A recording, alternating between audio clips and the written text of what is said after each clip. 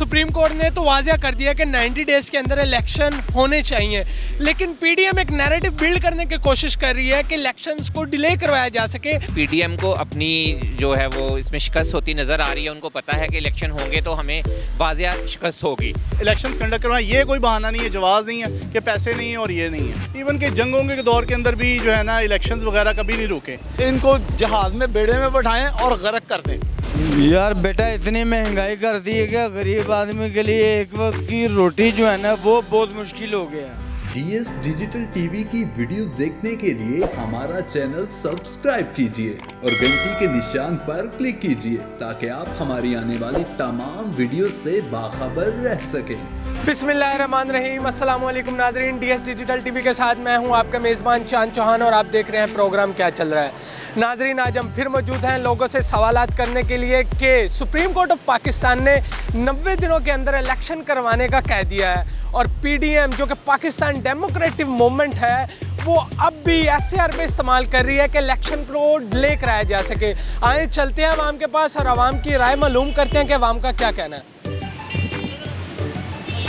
अस्सलाम वालेकुम। वालेकुम सलाम। सर, आपका नाम? एडवोकेट ज़िशान अली शाह। ज़िशान साहब, जिस तरह की सुप्रीम कोर्ट ने फैसला कर दिया कि 90 डेज़ के अंदर इलेक्शन होने चाहिए, ठीक है, और होंगे, तो पीडीएम एक नैरेटिव बिल्ड करने की कोशिश कर रही है कि डिले किया जा सके इलेक्शनों को, तो आप क्या कहना चाहेंगे? देखिए, फ़र्स्ट ऑफ ऑल तो सुप्रीम कोर्ट ने बिल्कुल वाज़ेह कह दिया है कि 90 डेज़ में विदन जो है ना इसको इलेक्शन कंडक्ट करवाना जो है वो कंपल्शन है। अब कॉन्स्टिट्यूशन इसके बारे में बिल्कुल वाज़ेह है, कोई मुबहम कोई चीज़ है ही नहीं। इवन के जंगों के दौर के अंदर भी जो है ना इलेक्शंस वगैरह कभी नहीं रुके। इलेक्शंस कंडक्ट करवाना बहुत ज़रूरी है। अगर आप देखें कि इकनॉमिक स्टेबिलिटी और पॉलिटिकल स्टेबिलिटी के लिए इस मुल्क को आगे बढ़ने के लिए बहुत ज़रूरी है। अब पीडीएम चाहे कोई भी नैरेटिव देती रहे, लेकिन इस बात को भी उसको समझना ज़रूरी है कि for the sake of national interest अब उनको भी चाहिए कि ये जो है वो जनरल इलेक्शन की तरफ जाएं और वफाक की जो असेंबली है, कैबिनेट है, उसको डिज़ोल्व करें और ताकि वफाकी लेवल पे इलेक्शन और प्रोविंशियल लेवल पे एक ही वक्त में हो।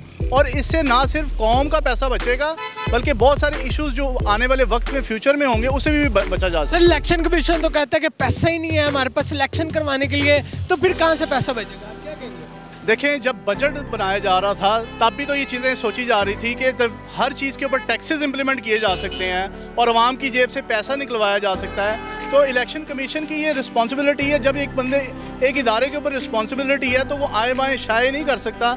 उसकी ये कंपल्शन है कि वो रिस्पॉन्सिबिलिटी को अपनी फुलफ़िल करे और इलेक्शन को कंडक्ट करवाए।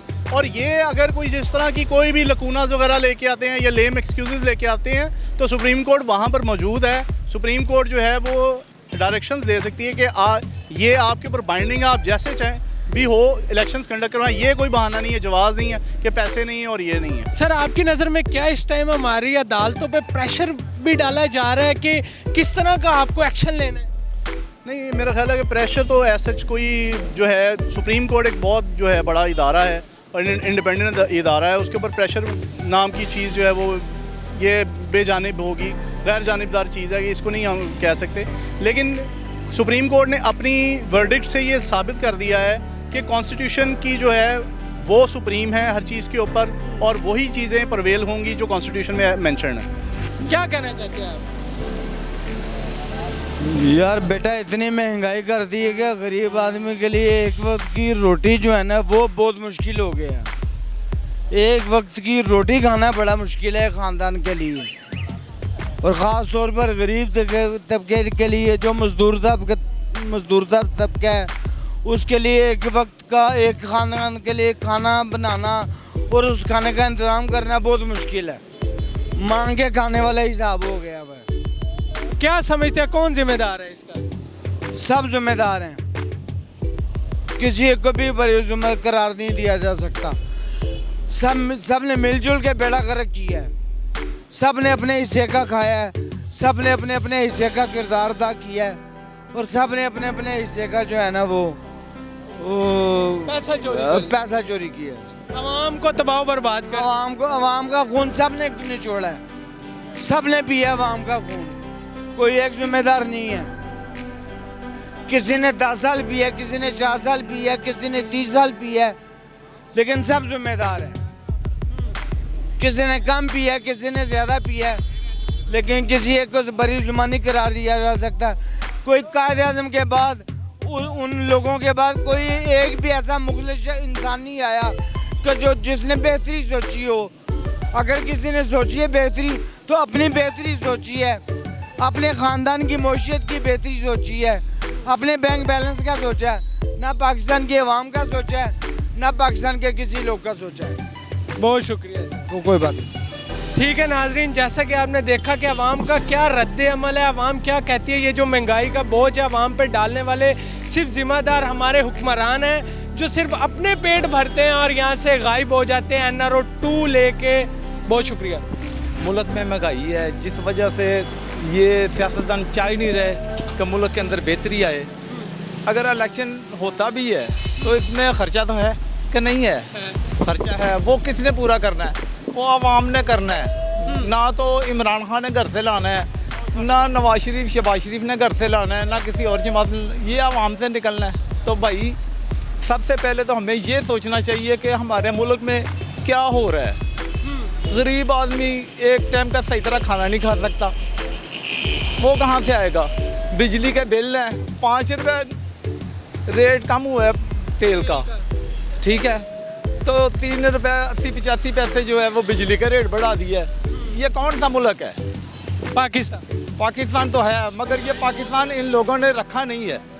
वो रियासत मदीना बना रहा था, ये मुल्क बना रहे हैं। कैसा मुल्क बना रहे हैं? और बंदे खुदा लाए अपने अपने पैसे छोड़े मुल्क के अंदर, बैंक भरें, मुल्क के हालात बेहतर हों, आवाम जो है वो आप लोगों को अच्छा समझे, अच्छा जाने। जब इन लोगों ने करना ही नहीं है कुछ, आवाम का गला काटना है, तो मेरा तो ख्याल है कि ये इलेक्शन वाला सिलसिला जो है वो होने चाहिए। इनको जहाज़ में बेड़े में बैठाएं और गर्क कर दें, बस यही है हल, और कोई हल नहीं है। इलेक्शन ना हो तो फिर क्या हो? फिर डिक्टेटरशिप आ जाए। वही बेहतर है, कम से कम एक बंदा तो होगा ना डिक्टेटर। वो फौजी आएगा, वो ठुड्डे मारेंगे, वो कौम दुरुस्त रहेगी। दुकानदार जो है वो पीछे से 10 रुपये रेट बढ़ते हैं, उनका 20 रुपये बड़े होते हैं। ये कौन सा इंसाफ है? ये कौन सा मुल्क है? यार दर्द वाली बात है। हम इस मुल्क में रह रहे हैं, ये हमारा मुल्क है, हमें एहसास करना चाहिए, एक दूसरे का दर्द लेना चाहिए। हम दर्द लेने के बजाय दर्द देते हैं। बहरहाल दुआ करें अल्लाह ताला इस मुल्क को, इस मुल्क के हाकिमों को अल्लाह हदायत दे दे, बल्कि हमें भी हदायत हो। हम अगर किसी के बारे में रॉन्ग सोचते हैं तो हमें अच्छा सोचना चाहिए। बहुत शुक्रिया सर। ठीक है नाजरीन, जैसा कि आपने देखा कि अवाम का क्या पॉइंट ऑफ व्यू है, कि अवाम क्या चाहती है, अवाम के एनालिसिस क्या है। सुप्रीम कोर्ट ने तो वाज़ह कर दिया कि 90 डेज़ के अंदर इलेक्शन होने चाहिए, लेकिन पीडीएम एक नैरेटिव बिल्ड करने की कोशिश कर रही है कि इलेक्शंस को डिले करवाया जा सके। तो आप क्या कहना चाहेंगे? जी, पीडीएम को अपनी जो है वो इसमें शिकस्त होती नज़र आ रही है। उनको पता है कि इलेक्शन होंगे तो हमें वाज़ह शिकस्त होगी, इसलिए वो ये उनके डिलेइंग टैक्ट्स हैं। वो इलेक्शन को डिले करना चाह रहे हैं, इसलिए वो सुप्रीम कोर्ट के जो रूलिंग है उसको नहीं मान रहे हैं। और जो कॉन्स्टिट्यूशन है वो भी हमें कहता है कि 90 डेज़ में इलेक्शन होने चाहिए, और सर कोर्ट ने बिल्कुल अच्छी रूलिंग दी है। तो सर अगर पीडीएम नहीं एक्सेप्ट करती तो इसका मतलब वो तो आइन और कानून की धज्जियां उड़ा रहे हैं। बिल्कुल, वो आइन और कानून की धज्जियां उड़ा रहे हैं। बिल्कुल, यू आर राइट। और सर अगर कानून की धज्जियां उड़ा रहे हैं तो कानून भी उन्हें प्रोटेक्ट करता है। क्या माजरा है ये सर? बस सर, एस्टेब्लिशमेंट का रोल है, बस ऐसा ही है जी। एस्टेब्लिशमेंट जिसे चाहती है वही होता है। वही होता है। 50 रुपए के स्टाम्प पे बंदा बाहर भी जा सकता है, चाहे उस पे करप्शन के। अब बिल्कुल दवाई लेने गए, आज तक वापस नहीं आ सके जी। तो सर देख आप लें। क्या देखते हैं फिर? क्या हमारा निज़ाम है, कैसा कानून है, कैसा रूल ऑफ लॉ है, क्या फ्रीडम ऑफ स्पीच है हमें? नहीं सर, जिसकी लाठी उसकी भैंस वाला हिसाब है। इधर तो कोई लॉ एंड ऑर्डर की जो सूरत हाल है वो आपके सामने ही है। तो सर हमारे कॉन्स्टिट्यूशन में से फिर ये सारे आइन को फाड़ के फेंक देना चाहिए, या ये किताबों को जला देना चाहिए? अगर गरीब के लिए और है और अमीर के लिए कानून। बज़ाहिर तो ऐसा ही लगता है कि ऐसा ही होना चाहिए। सोसाइटी हमारी जो है ना वो मतलब बड़ी अनसर्टेनिटी है, इधर कोई हमें मतलब प्रोटेक्शन नहीं है इधर। तो सर फिर इकोनॉमिकली हम स्टेबल कैसे हो सकते हैं, पॉलिटिकली स्टेबल कैसे हो सकते हैं जब रूल ऑफ लॉ नहीं होगा? क्या कोई स्टेट सर्वाइव कर सकती है विदाउट लॉ?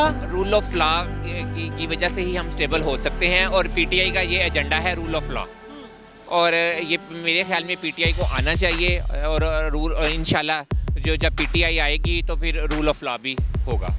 तो आपको क्या लगता है पीटीआई को ऊपर वाले बैठे हुए हैंडलर्स हैं जो वो आने देंगे? वो जो मर्जी कर लें, अब इंशाल्लाह पीटीआई को आने से कोई नहीं रोक सकता। DS डिजिटल टीवी की वीडियोस देखने के लिए हमारा चैनल सब्सक्राइब कीजिए और घंटी के निशान पर क्लिक कीजिए ताकि आप हमारी आने वाली तमाम वीडियो से बाखबर रह सकें।